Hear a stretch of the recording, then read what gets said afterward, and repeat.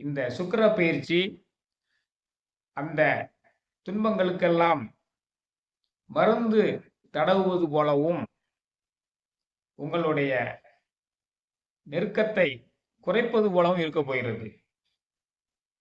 கடகராசிக்கு அது 4-11க்குரிய சுக்கிரனும் 6-9க்குரியவங்களும் குருவும் பரிவர்த்தனை ஆகுறாங்க. 4-11 6-9 பரிவர்த்தனை யோகம் பெற போகின்றது.